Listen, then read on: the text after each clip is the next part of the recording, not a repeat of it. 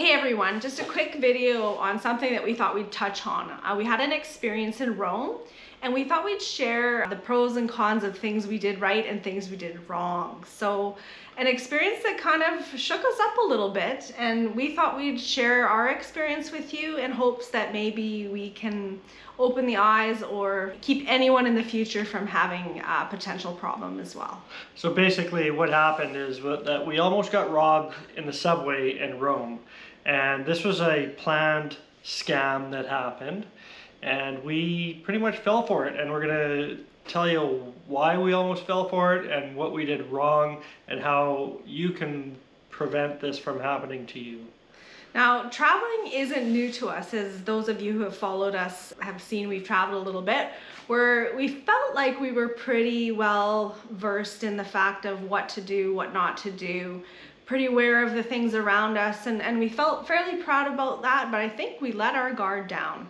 And we also wanted to just share how quickly this can happen. So the gist of it is that we were in the subway, we had our tickets, and we are going to the airport.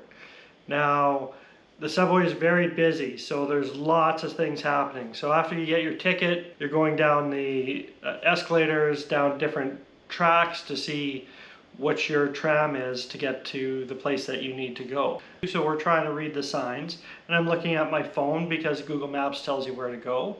So somebody came up to me, and it was an American gentleman that came up to me and asked me if I basically knew how to get to the Vatican. Now, he came up to me because I was speaking English to Chris, and right away he said, "Oh, you speak English, I need to get to the Vatican, I need to get to the Vatican." He singled you out.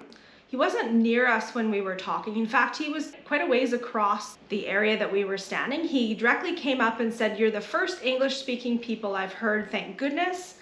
Can you help me with directions to the Vatican City?" And we didn't think this was too uncommon because we're happy to help. I mean, we've been there. It's confusing in the subway sometimes.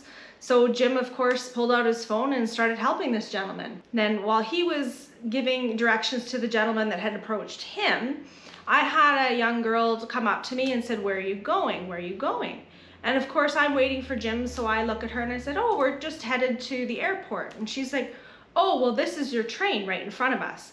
Now, the one thing, we already knew where we were going. We kind of already mapped out the trains that we had to take. So we weren't in a rush, and we weren't really not knowing where we were going. In fact, we were headed exactly the right direction, but she was insistent to me about saying, "You're gonna miss your train. I'm going there too. This is the train you need to get on. You need to go, you need to go."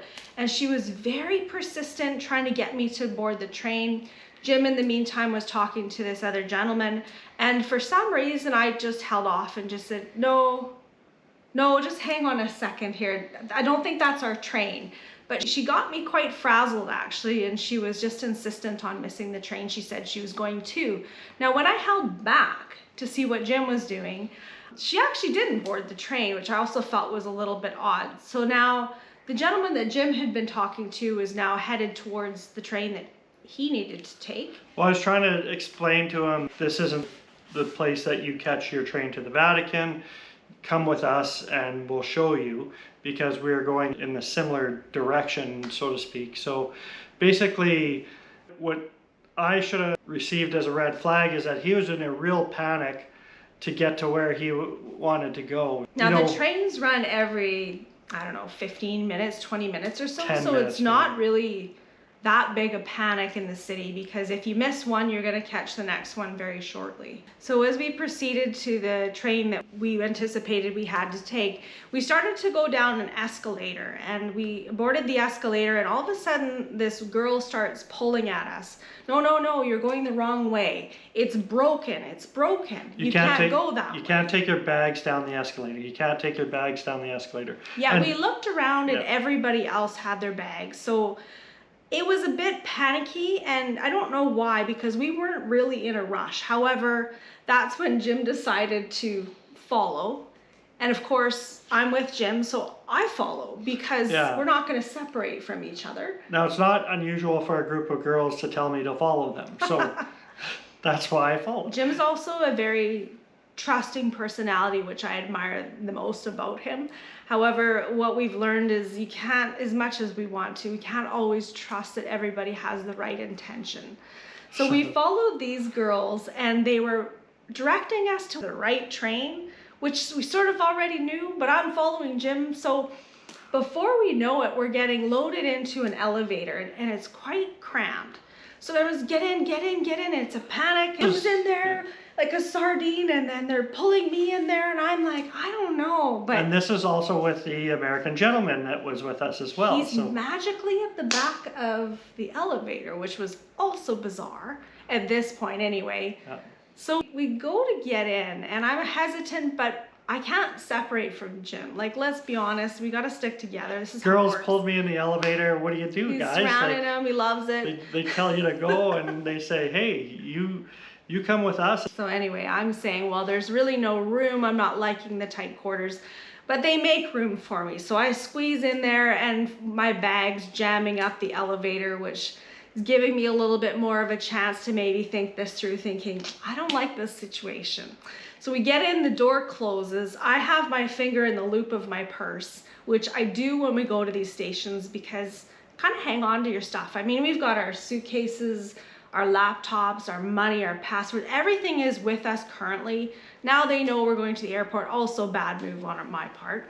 So we get in the elevator, Jim's at the back, I'm kind of wedged at the front. We go down to the next floor and the door opens and I'm about to get off and I feel this pull on my purse, like a pull up this way. There's a girl behind me and I yank it down and sort of slam my shoulder and realize, oh my gosh, we're in a bad situation. Jim's at the back. And so the door opens and I push my bag out a bit because I was feeling uncomfortable. They're like, no, this is the wrong stop. And I look up and it's the right stop. So for some reason, I'm like, I just need to get off of this elevator. Lucky for me, my suitcase had jammed the elevator door. So we get off and I tell Jim to get off and he's annoyed with me because what are you doing? We're not listening to this group of girls. So we get off, my spidey senses are like way up here and he's not happy with me now.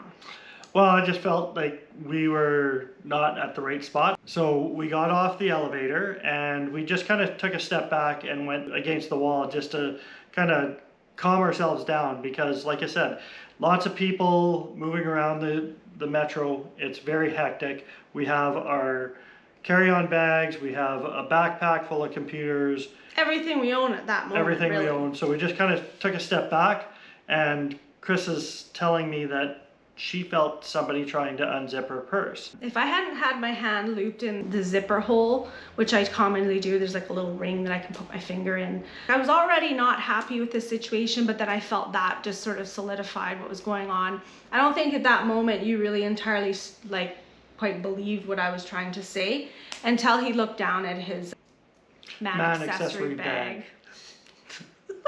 So anyway, I have a little European man accessory bag, I guess. What do you call it? It's like a crossbody Chris calls it a fanny purse. pack. Yeah. I call it his purse actually. I'll give you a description of what it looks like. So when we travel, this is what Jim uses to travel with. I'm sure a lot of you do that travel. It's great. Goes across body, shoulder. Yeah, it just goes over the shoulder. I keep all my wallet and the camera and everything in here when we're traveling. It's nice and up close up front. Especially in public transportation, so it's easy to get at. But after we got off of the elevator and took a step back, Chris is telling me that they tried to open her purse, and I was like, oh, wait a second. And I looked at my bag, and my bag was wide open. So luckily, the camera was still in there.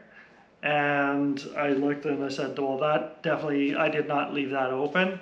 It was definitely unzipped by somebody. And I think when the elevator stopped, they were just about to take my stuff out of my bag. I don't think they had long enough. I think we were lucky in that moment that maybe the bag jammed up, maybe because I felt her pull my purse. I'm not really sure, but for whatever reason, we got off and maybe avoided the full incident. Now, the other thing that was concerning is that they were trying to get us down to another floor, like another level in the metro station or train station, and we proceeded to get off sooner. So we could have ended up somewhere that maybe nobody was around and could have been put in a bad situation. Maybe if we'd stayed on the elevator a little bit longer, they would have had time to finish what they were trying to grab. Now, there was a group of them. Probably six. At least six. 6 girls. We can't confirm that the American gentleman was involved, but it was just really suspicious that he was kind of the instigator of the whole incident. So after thinking about it, he pretty much could have been the one that initiated everything. Then all the girls came in, and it was just weird that he was also going in the same direction as us, also going in the same elevator as us, and so on. He just kind of kept appearing in what was happening, and we're not really sure why. We have a feeling he was involved in this little system that they maybe had going, and we just count ourselves lucky. So I think the biggest lesson that we want to tell you guys is that if you're ever in a situation where you get confused, rattled and in a panic situation where you don't really need to be, just step back, take a minute. You don't need to be in a rush like you think you do. You know, give yourself lots of time if you have to go to the airport. We always do. So there is no reason for us to be in a panic, be in a rush. You know, look at your map prior to going on to the subway to know which platform to go to, read the signs. If you have to ask someone for directions, then ask the attendants that are around. There's police around, there's subway attendants around. Don't randomly ask a stranger. There was a lot of police presence around there too, which I think also made us feel a little bit more safe in a strange sense because they were there. Well, Rome's known for the pickpockets. We knew that. We knew that going in. It's not like we weren't oblivious to that. So it was just a situation where they created confusion. We followed the confusion, and we almost got caught for it. And I think our lesson is that when we're ever questioning ourselves or questioning what's going on, we just need to take a step back and regroup. Remove ourselves from a situation. Yeah. And take a second, whether it's sitting down for a coffee or just leaning up against the back wall and just regrouping. But you know, we were very lucky and we're very grateful for that. I know a lot of people haven't been so lucky, so we're hoping that if you take away anything from this video is just remember those steps, and we felt like we kind of had it figured out, but the plot keeps changing, the approach keeps changing, and they're always super nice. I think we were just lucky, and we hope this helps you. We hope this maybe gets somebody out of a situation that they might have been put into, but hey, stay safe out there. If you have ever been a part of a scam or similar things have happened to you while you were in a busy area or a subway or public transportation, let us know in the comments so that it can help others out as well. So our situation, you know, we got lucky we didn't get robbed, but we put ourselves in a bad situation and it's our fault. Yeah. We know it's our fault. So let us know if you've been in that situation so that you can also help others. Well, I hope this helps everybody out with maybe avoiding these circumstances, but let's stay positive and keep traveling. And hey, thanks for watching, guys. Thanks, guys. Cheers. Talk to you soon. Cheers. Don't be a gem and blindly follow a group of girls that tell you to follow them.